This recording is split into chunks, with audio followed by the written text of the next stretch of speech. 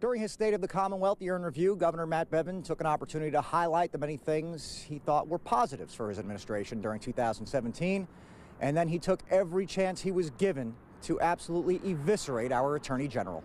Well, guys, as you might imagine, the guys here at KSR Radio are having an absolute field day with what's transpiring at Louisville. You can see here, this is just one small corner of South Main Street. Piles like this are lining the entire street. This model I'm sitting in is, it's got a little more bells and whistles to it. This one is $42,500. Oh, and of course, since we're in Kentucky, everybody's worried about horsepower. 301 ponies in this one.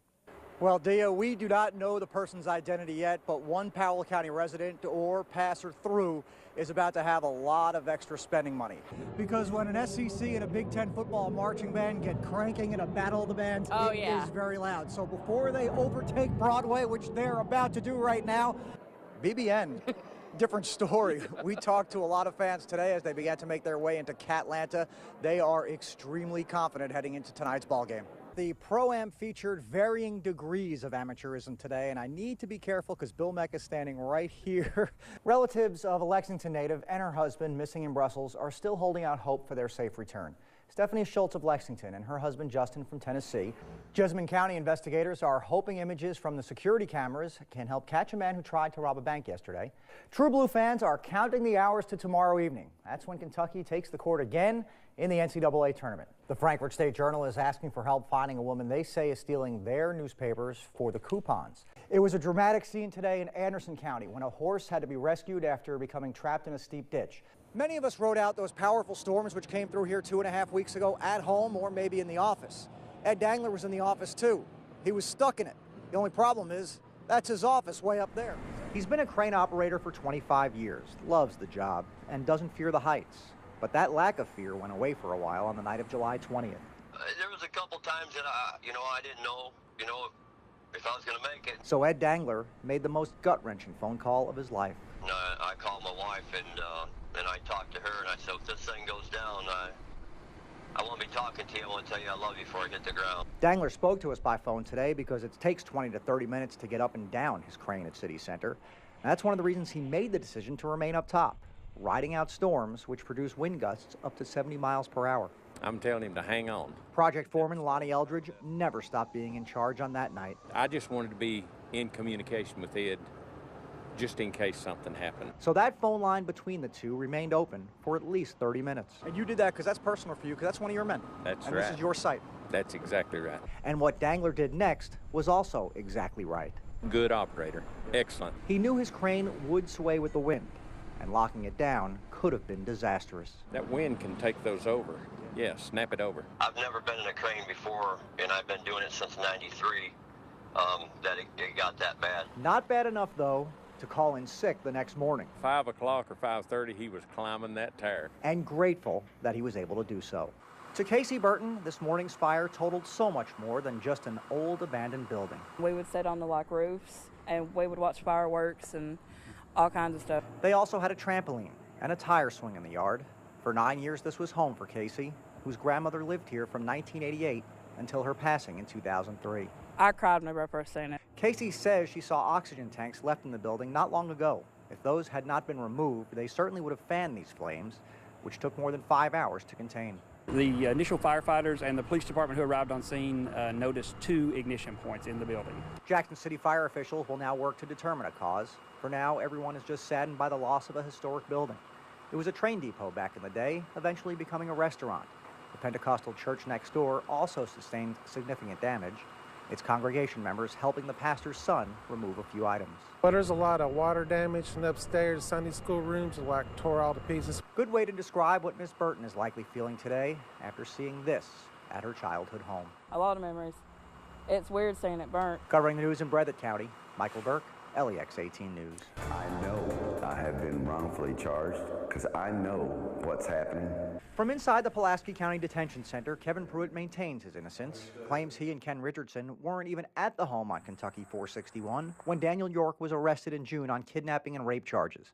The home is owned by Pruitt's mother, who died recently. Kevin has been living there for several months. Well, what isn't there? We're out of town working.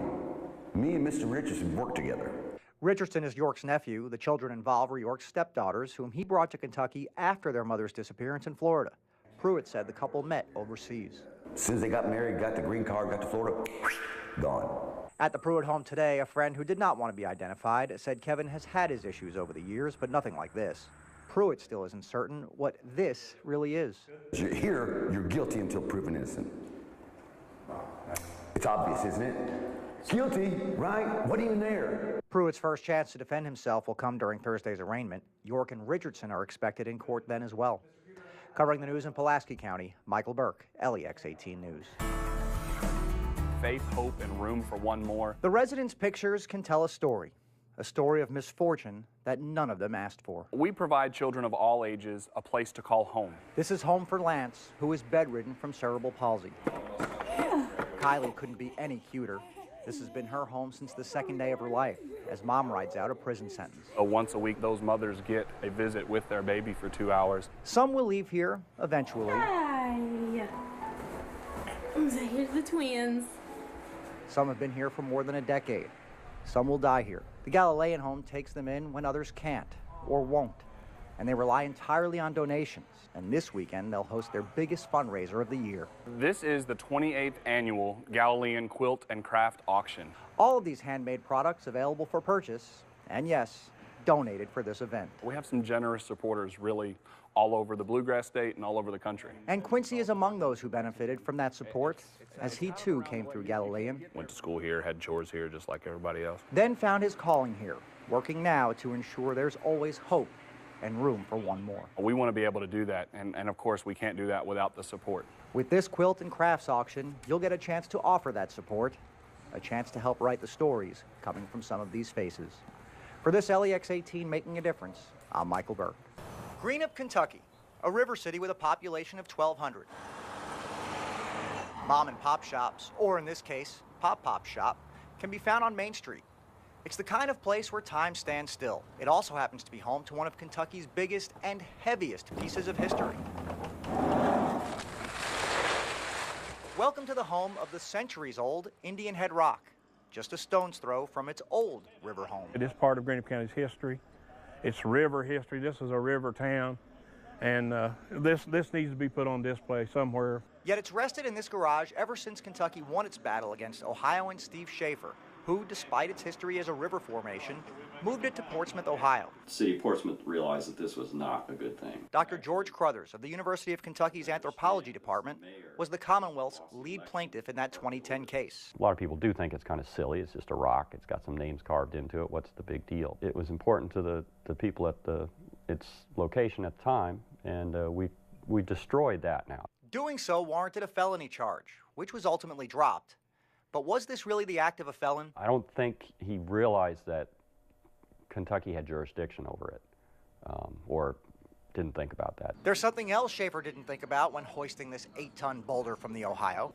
Crothers' partner at UK is Dr. David Pollock. The problem, again, if that petroglyph was damaged, if a large section of the rock containing some of the historic graffiti broke. So there was that potential. And that's why it's been sitting in this temporary home for 6 years, just occupying space. Not to mention the mind of Greenup County Judge Executive Bobby Carpenter. We need to find it a home. And I would love to see that. But that comes with a price tag. Somewhere around $30,000 to get it into a place stabilized. And then again, the maintenance of whatever shelter. So until that money is allocated, Judge Carpenter will keep racing against time. Maybe it's a stroke of good luck that the clock in his town, like that rock, just won't budge. I've got 2.5 years left on this term. I would like to see it done with it before the end of my term. For now, Indian Head Rock will remain in its hard place, in a town whose elected officials got caught in between. Covering the rock in Greenup County, Michael Berk, LEX 18 News.